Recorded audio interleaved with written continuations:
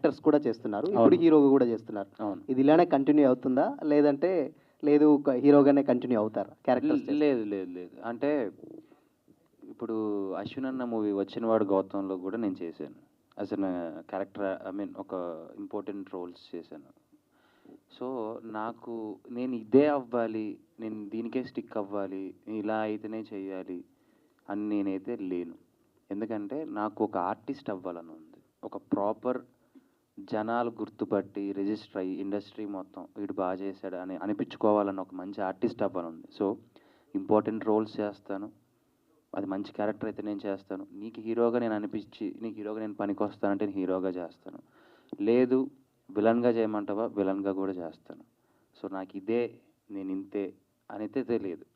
నాకు తెలిసిందల్లా, నాకు వచ్చిందల్లా యాక్టింగ్, దీనికి తప్ప నేను దేనికి పనికిరాను, కాబట్టి ఇదే చేస్తాను.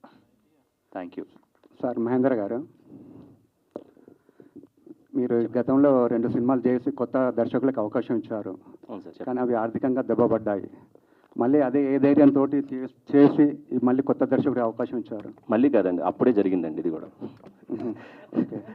కాదండి, అన్నీ ఒకేసారి జరిగినాయి తప్ప నేనేమి ఒకదాని తర్వాత ఒకళ్ళకే మళ్ళీ అలాగే కొత్త దర్శకులకు అవకాశం ఇవ్వాలి అని చెప్పి నేనేదో కంకణం కట్టుకొని అలా ఏం చేయలేదండి. జస్ట్ ఇట్ హ్యాపెన్ అంతే తప్ప న్యూ డైరెక్టర్స్గా ఇవ్వాలి, నేను న్యూ వాళ్ళతో చేస్తాను, అట్లా జరిగినవి కాదు projects. At the same time Sabari జరిగే టైంలోనే second project, third project 2 okay అయ్యి అట్లా స్టార్ట్ అయినాయి తప్ప 1 by 1 కాదు. ఓకే సార్, ఇప్పుడు నెక్స్ట్ ఈ చిత్రరంగంలో ఉంటారా, మళ్ళీ ఏమైనా రాజకీయ రంగ ప్రవేశం అన్న ఆలోచన ఉందా మీకు? రాజకీయ, మీరు అన్నది ఏంటి, నేను కరెక్ట్గా విన్నానా? రాజకీయ రంగం లేదండి అసలు నాకు అలా అంటే అండి వద్దు సార్ వద్దు. చెప్పండి.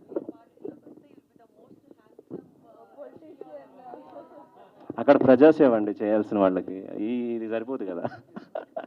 ఓకే, అలా అంటే అలా ఏం ఆలోచించలేదండి. నాకు సినిమా అంటే ఇష్టము, సాఫ్ట్వేర్ ఫీల్డ్లో వేరే వ్యాపారంలో ఉన్న నాకు సినిమా అంటే ఇష్టం వల్ల ఇక్కడికి వచ్చాను, సినిమాలు అలా చేస్తున్నా, అంతే సార్ జరిగింది.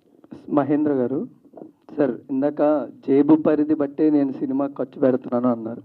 అర్థం కాలేదు. జేబు పరిధి మించే నేనైతే జేబు పరిధిలోనే నేను ఒక సినిమా ఖర్చు పెడుతున్నాను అని చెప్పడం జరిగింది. ఏ పరిధి? మీరు ఫస్ట్ అన్న వర్డ్. ఓకే ఓకే చెప్పండి.